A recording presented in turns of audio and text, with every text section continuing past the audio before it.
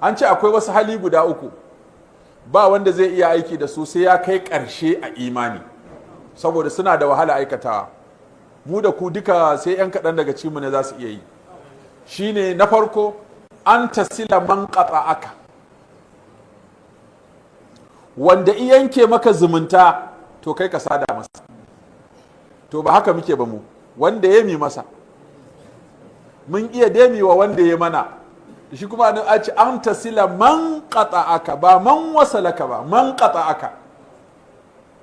Abokinka ne ko dan uwanka ne ko makocinka ne, kawai sai yanke ya daina mu'amala da kai, ka rasa dalili, kai sai ka ci gaba da mu'amala da shi.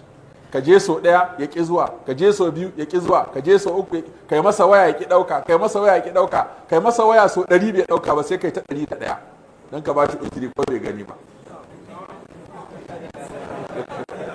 An tasila man qata'aka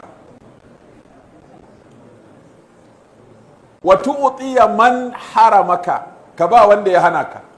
Wanda ya baka dama muna ba wanda ya bamu, amma wanda ya hana ka lokacin shi yana da shi sai ya ki baka, kai kuma sai Allah ya baka yanzu. Wani sai ce tab, shi da ya samu nasa ya hana ni, sai yanzu ni da na samu nawa sai in bashi. To wannan gama garin mutane kenan, amma manya-manyan na koli sai su ba wanda ya hana su.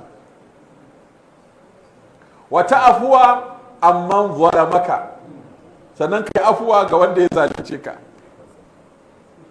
Kana da ikon rama amma sai ka ce je ka ba komai. Wannan su ake kira akhlaqul kibar. Akhlaqul kibar sai manya suke iya wannan halin. Shi sa aka kira su akhlaqul kibar, halin manya.